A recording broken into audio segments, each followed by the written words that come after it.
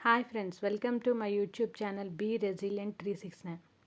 ఈరోజు మనం ఈ వీడియోలో జపాన్ లాంటి ఒక చిన్న ఐలాండ్ గ్లోబల్ ఎకానమీగా ఎలా రీబౌన్స్ అయినది అన్నది తెలుసుకుందాం. జపాన్ ప్రజల్లో ఉండే కొన్ని హ్యాబిట్స్ అనేవి ఆ నేషన్ని ఎకానమికల్గా బాగా డెవలప్ చేశాయి. అవి ఏంటంటే అందులో ఫస్ట్ది కైజెన్. కైజెన్ అంటే గ్రోయింగ్ కంటిన్యూస్లీ లేదా బిల్డింగ్ యువర్ సెల్ఫ్ డైలీ అని అర్థం. మనం ఏదైనా ఒక బిల్డింగ్ కట్టాలంటే ఎలా అయితే ఇటుక పేర్చుకుంటూ పోతామో అలాగే మనల్ని మనం రోజు రోజుకు 1% పర్ఫార్మెన్స్ అన్నది పెంచుకుంటూ పోవాలి. ఫర్ ఎగ్జాంపుల్, మీరు ఎక్కువ బుక్స్ చదవాలనుకుంటున్నారు. రోజుకి 2 పేజెస్తో స్టార్ట్ చేయండి. గ్రాడ్యువల్గా మీకు బుక్స్ చదవడం అన్నది ఒక హ్యాబిట్గా మారిపోతుంది. అలాగే మనల్ని మనం ఇంప్రూవ్ చేసుకుంటూ పోవచ్చు. అలాగే ఏదైనా ఒక బ్యాడ్ హ్యాబిట్ గివప్ చేయాలనుకుంటున్నప్పుడు కూడా మనల్ని మనం 1% తగ్గించుకుంటూ రావాలి. గుడ్ హ్యాబిట్ అయితే 1% పర్ఫార్మెన్స్ పెంచుకుంటూ పోవాలి. బ్యాడ్ హ్యాబిట్ అయితే 1% పర్ఫార్మెన్స్ అనేది తగ్గించుకుంటూ రావాలి. లైక్ స్మోకింగ్ కానీ డ్రింకింగ్ కానీ కొంచెం కొంచెంగా అలవాటు తగ్గించుకోవాలన్నమాట. అదే గుడ్ హ్యాబిట్ అయితే కొంచెం కొంచెంగా పెంచుకోవాలి. అది రీడింగ్ బుక్స్ కావచ్చు, జిమ్కి వెళ్ళడం కావచ్చు, ఇంకేదైనా కావచ్చు. నెక్స్ట్ హ్యాబిట్ వచ్చి ఇచ్చిగో ఇచ్చి అంటే వాల్యూ ఎవ్రీ మూమెంట్ అని అర్థం. మీ పాస్ట్ గురించి బాధపడొద్దు, మీ ఫ్యూచర్ గురించి భయపడొద్దు. ఎందుకంటే పాస్ట్ని మార్చలేం, ఫ్యూచర్ని ప్రెడిక్ట్ చేయలేం. So live in the moment అన్నమాట. ఎందుకంటే ఈ మూమెంట్ అనేది మళ్ళీ తిరిగి రాదు. ఈ మూమెంట్ మీద మనం ఫోకస్ పెడితే ఖచ్చితంగా సక్సెస్ అవుతాం. Enjoy your coffee, enjoy your cooking, enjoy your walking, enjoy every moment of your life so that your longevity or life span will be expanded. మీరు ప్రతి పని మీద ఫోకస్ చేసినప్పుడు మీలో పాజిటివిటీ అన్నది పెరిగి మీరు పీస్ఫుల్గా స్ట్రాంగ్గా ఉండగలుగుతారు.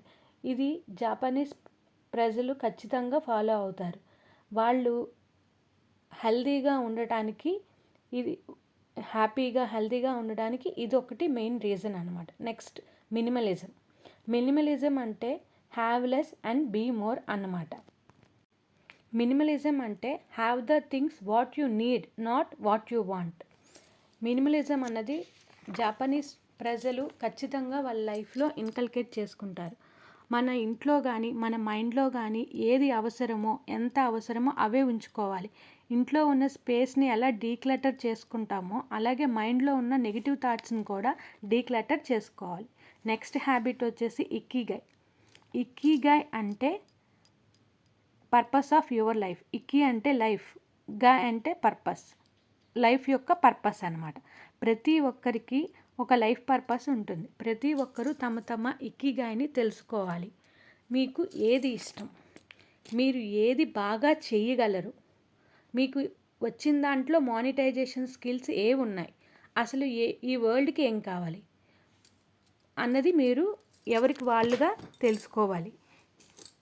What you love, what you are good at, what you can be paid for, what the world needs.